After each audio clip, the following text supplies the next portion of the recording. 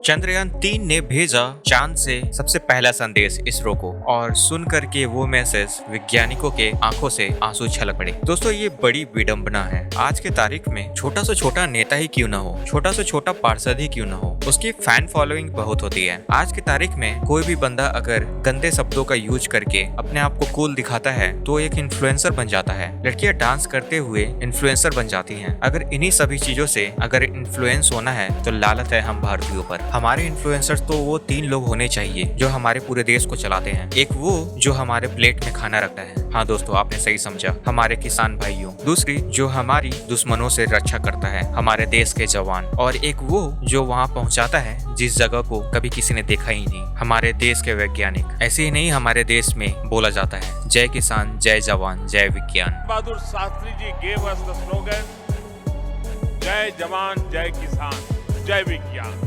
इसके बारे में तो चर्चा करेंगे ही, मगर उससे पहले इस वीडियो को लाइक और चैनल को सब्सक्राइब जरूर कर दे दोस्तों, क्योंकि रोजाना हम आपके लिए ऐसे ही इंटरेस्टिंग टॉपिक लाते रहते हैं और इसमें काफी टाइम भी लगता है दोस्तों। तो थोड़ा सा सपोर्ट कर दिया करो लाइक और सब्सक्राइब करके। तो मिलते हैं वीडियो के अंदर। और बता दे दोस्तों, हमारे रियल लाइफ में यही हीरो है और यही इन्फ्लुएंसर्स होने चाहिए हमारे, लेकिन लालत है हमारी अभी सोच पे, जो कि हमारे इन्फ्लुएंसर्स अभी कोई और हैं। बहुत ही मुश्किल लगती है दोस्तों एक राधा कृष्ण को देश का राष्ट्रपति बनने में, एक कलाम को प्रेसिडेंट बनने के लिए। प्राइम मिनिस्टर की बात तो ये सोच भी नहीं सकते। अगर ऐसा कोई बन जाता तो हमारे देश का बहुत ही उद्धार होता, पर अफसोस ऐसा हो नहीं पाता। बता दे दोस्तों, जो संदेश आया है चंद्रयान 3 की तरफ से, वो हम जैसे ऑडियंस की कैटेगरी में रहने वाले लोगों के लिए इतनी महत्वपूर्ण नहीं है, मगर वैज्ञानिकों के लिए और वैज्ञानिकों के तबके पे रहने वाले लोगों के लिए बेशक बड़ी बात है। बता दे दोस्तों, सालों साल लगाते हैं ये लोग उन जगह पे पहुंचने के लिए जहां पे इन्होंने कभी देखा भी नहीं है अपनी आंखों से। इनके पास उम्मीद के नाम पे कुछ नहीं रहता, बस ये अपने आप पे कॉन्फिडेंस रखते हैं, अपने ज्ञान का इस्तेमाल करके, अपने विजडम का इस्तेमाल करके, अपने परसिस्टेंस और पेशेंस का इस्तेमाल करके काम करते रहते हैं। कभी देखा आपने दोस्तों कि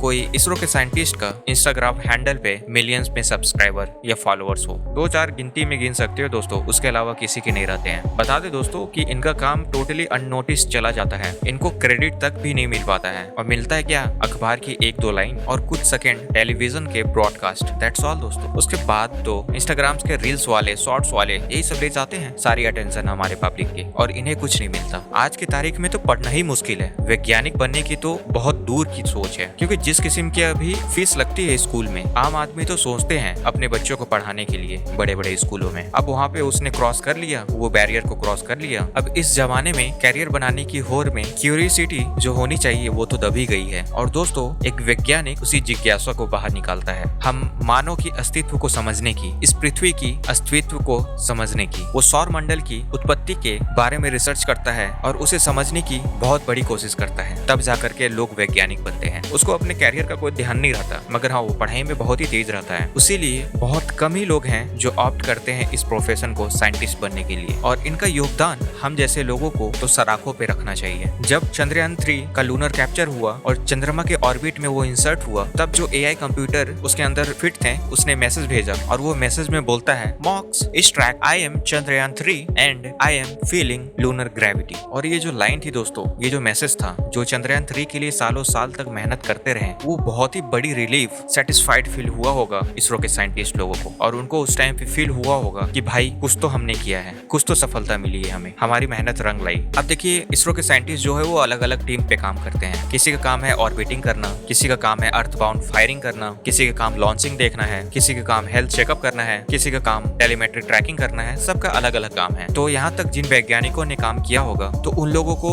ये जरूर फील हुआ होगा कि हमारा काम सही तरीके से हुआ, एटलीस्ट कुछ देर तक के लिए तो उनको सेटिस्फेक्शन जरूर मिला हो। दोस्तों, ये जो मेहनत है वैज्ञानिकों के लिए, ये हरदम अननोटिस चली जाती है। जब चंद्रयान 3 का मैसेज पहुंचा वहाँ पे इसरो के साइंटिस्ट लोगों के लिए, दैट आई एम चंद्रयान 3, आप सोच सकते हैं कि कितना जबरदस्त का फील हुआ होगा उन लोगों को। बताइए दोस्तों, मॉक्स का मतलब है मिशन ऑपरेशन कॉम्प्लेक्स। ये mission operation complex ISTRAC, जो कि है ISRO tracking and telemetry command centre में, उनका एक बड़ा सा कॉम्प्लेक्स है, जो कि है मिशन ऑपरेशन कॉम्प्लेक्स। और यहीं पे जो वैज्ञानिक बैठते हैं वो लगातार 24 घंटे वो पल पल की खबर रखते हैं चंद्रयान 3 की। उसकी टेलीमेट्री ट्रैकिंग कहाँ बता रही है, वो कहाँ जा रहा है, किस स्थिति में है, उसका हेल्थ क्या है, उसकी पोजीशन क्या है एग्जैक्ट, उसकी वेलोसिटी क्या है, वो ऑर्बिट में सही से ट्रैवल कर रहा है कि नहीं कर रहा है, उसके सामने कोई स्पेस डिब्रीज जो कि आजकल में बहुत समस्या है। अब अंतरिक्ष में इतने मिशन गए हैं कि वहाँ पे बहुत सारे डिब्रीज फैल गए हैं। देखिए दोस्तों, जो भी हम यहाँ से भेजते हैं जो बाद में अलग हो जाता है और उसमें जो मेन चीज होती है स्पेस क्राफ्ट वो आगे बढ़ जाती है, और जो रॉकेट के टुकड़े वगैरह रहते हैं वो हवा में तैरते रहते हैं अंतरिक्ष में, जिसे मतलब स्पेस डिब्रीज बोला जाता है। तो यही सब ग्राउंड स्टेशन से देखा जाता है कि स्पेस डिब्रीज कुछ सामने तो नहीं आ रहे हैं। ये सब सारा काम मिशन ऑपरेशन कॉम्प्लेक्स में बैठे वैज्ञानिक की जिम्मेदारी में ही होता है। और बता दें दोस्तों, ये रात दिन शिफ्ट बाय शिफ्ट लगे रहते हैं अपने मिशन पे। चंद्रयान 3 को जिंदा रखने के लिए या फिर किसी भी स्पेस क्राफ्ट को भेजते हैं उनको जिंदा रखने के लिए, उसके हेल्थ चेकअप के लिए बैठे रहते हैं, उसके सही रास्ते पे रहने के लिए बैठे रहते हैं, और वो लगातार दिन रात काम करते हैं ताकि वो भारत का रिप्रेजेंटेशन अंतरिक्ष में कर सके और भारत की टेक्नोलॉजी धीरे धीरे आसमान तक पहुंचती जाए, आगे बढ़ती जाए, ताकि